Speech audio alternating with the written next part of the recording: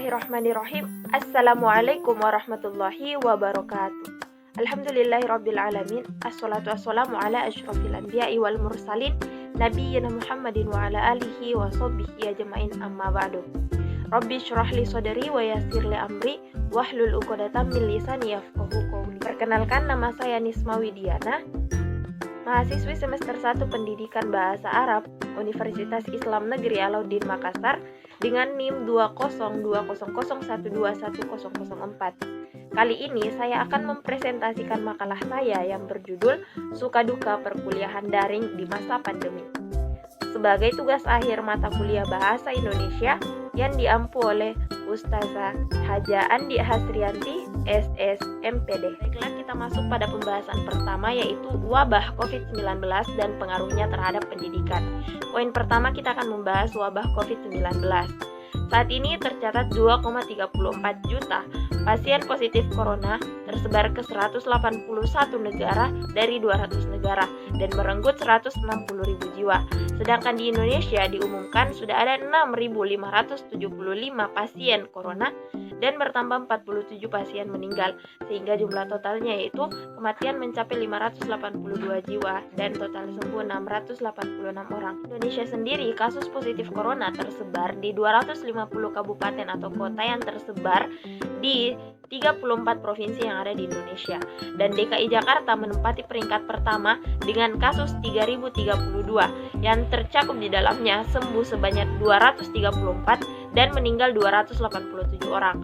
Atas kasus ini, pemerintah kemudian mengeluarkan kebijakan yaitu PSBB atau pembatasan sosial berskala besar. Meskipun kebijakan ini telah diberlakukan oleh pemerintah, namun masih saja ada masyarakat yang berkeliaran tanpa mengindahkan protokol kesehatan dan physical distancing. Namun, pandemi ini tentu saja menyulitkan bagi beberapa bagian masyarakat. Contohnya mereka yang bekerja di sektor informal dan industri perumahan. Namun terlepas dari itu semua, kita tidak boleh berputus asa karena para dokter dan tenaga medis senantiasa berada di front terdepan untuk merawat pasien corona. Begitu juga perguruan tinggi dan lembaga riset lainnya terus melakukan penelitian untuk menemukan solusi. Begitu juga sektor pemerintahan dan civil society lainnya saling bahu-membahu untuk keluar dari cengkeraman pandemi COVID-19 ini. Kita masuk pada poin kedua, yaitu pengaruh COVID-19 terhadap pendidikan. Di Indonesia, pandemi COVID-19 terjadi mulai Maret 2020 dan BNPB kemudian mengeluarkan surat keputusan nomor 13A terkait masa darurat akibat virus corona ini, yang kemudian Kemendikbud mengeluarkan surat edaran tentang bekerja dari rumah dan belajar dari rumah. Kita semua tahu bahwasanya pembelajaran merupakan inti dari proses pendidikan. Mutu pendidikan menggambarkan kualitas pembelajaran, dan peningkatan mutu pendidikan itu dapat dilakukan melalui peningkatan kualitas pembelajaran. Dan pembelajaran secara daring mutlak harus dilakukan oleh dosen dan mahasiswa. Ini bertujuan agar mutu pendidikan meningkatkan pemerataan akses dan perluasan pendidikan. Perubahan proses belajar dari tatap muka ke PBJJ atau program belajar jarak jauh tentu merupakan suatu tantangan baru bagi universitas untuk beradaptasi dengan lingkungan. Namun, ini semua dilakukan untuk tujuan pendidikan tetap dapat terlaksana secara efektif dan efisien. Ketiga, yaitu pencegahan COVID-19. Ada 5 cara yang bisa kita lakukan untuk mencegah COVID-19. Yang pertama, menghindari kontak dengan penderita. Kedua, edukasi kepada masyarakat. Yang ketiga, pencegahan dan penanganan secara terpadu dan komprehensif. Yang keempat, masyarakat jangan dibiarkan menjerumuskan diri dalam situasi dan kondisi herd immunity. Serta yang kelima, yaitu menerapkan pola hidup. Pada pembahasan kedua, yaitu metode pembelajaran dosen. Dalam suatu pendidikan, seorang pendidik adalah ujung tombak dalam pendidikan itu sendiri, karena ia adalah orang yang bertanggung jawab untuk mendidik peserta didiknya secara langsung. Nah, menurut Sujana itu, metode pembelajaran merupakan perencanaan secara menyeluruh untuk menyajikan materi pembelajaran secara teratur. Artinya, tidak bertentangan dan semua berdasarkan pada suatu pendekatan tertentu. Menurut Sangidu, metode pembelajaran adalah cara-cara yang berbeda untuk mencapai hasil pembelajaran yang berbeda di bawah kondisi yang berbeda. Artinya, metode pembelajaran harus disesuaikan dengan kondisi yang ada. Pendidikan atau pengajaran harus membantu mahasiswa aktif belajar secara mandiri. Ini menurut Suparno. Bahasan ketiga adalah penetapan perkuliahan daring sejak pandemi. Di Indonesia, pandemi COVID-19 terjadi di bulan Maret 2020 dan ini menjadikan semua jenjang pendidikan harus melakukan pembelajaran daring atau pembelajaran yang dilakukan secara online dan tentunya menggunakan aplikasi dan sosial media yang ditentukan oleh guru. Sekolah dan kampus itu semuanya ikut didaringkan. Perguruan tinggi, baik yang berada di bawah Kemendikbud ataupun Kementerian Agama, mereka harus melakukan program belajar jarak jauh atau pembelajaran daring. Dan ini tentunya membawa dampak negatif bagi beberapa mahasiswa.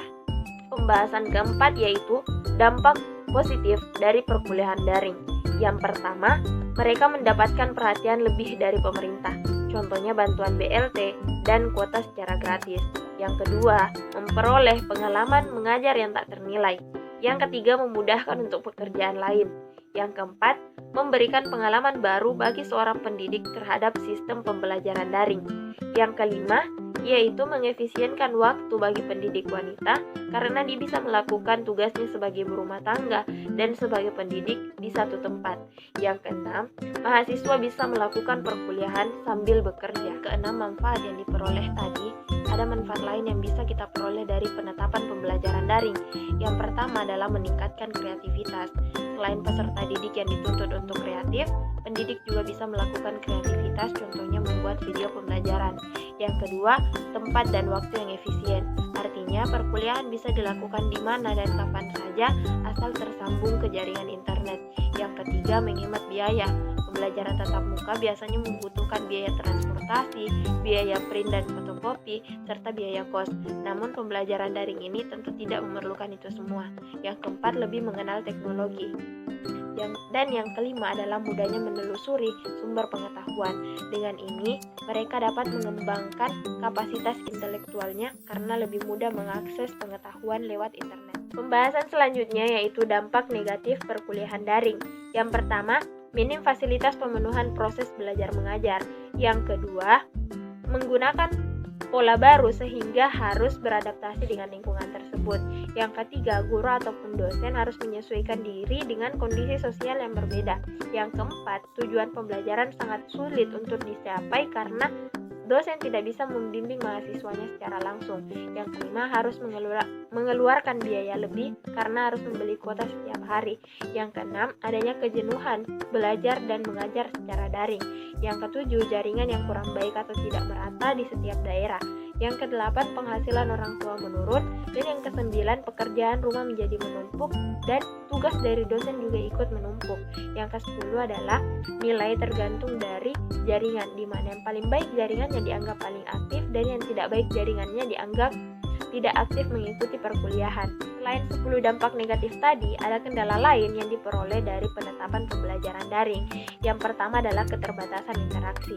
Artinya mahasiswa yang satu tidak bisa berinteraksi secara langsung dengan mahasiswa yang lain, yang akhirnya membuat mahasiswa stres karena merasa putus hubungan sosial dengan mahasiswa lainnya.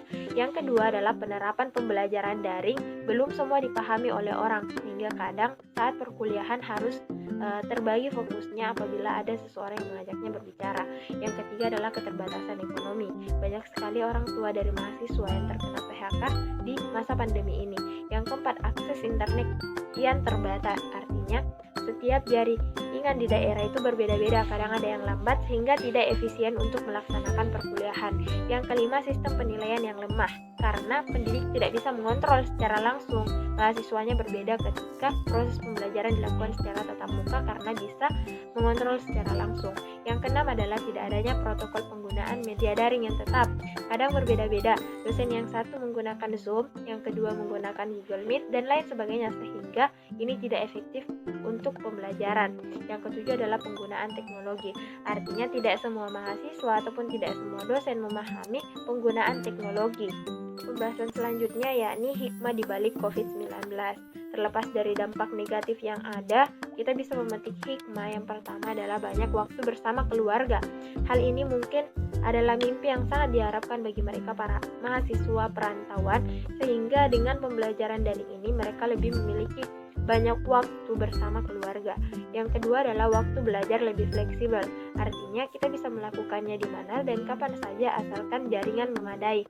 Kita juga bisa melakukan pekerjaan lebih banyak tanpa mengganggu waktu perkuliahan. Yang ketiga adalah tidak membutuhkan biaya transportasi, karena jika pembelajaran dilakukan secara tatap muka, kadang membutuhkan biaya transportasi umum ataupun transportasi pribadi.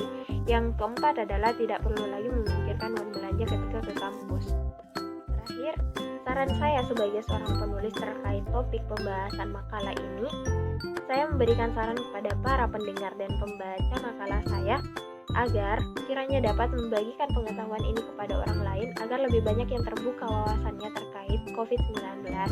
Dan dengan adanya COVID-19 ini tentunya tidak boleh mengurangi kreativitas kita terkhusus bagi seorang mahasiswa. Dengan adanya COVID-19 ini kita harus terus berkarya dan melakukan pengembangan diri. Baiklah, cukup sekian yang dapat saya sampaikan, semoga dapat bermanfaat bagi teman-teman sekalian.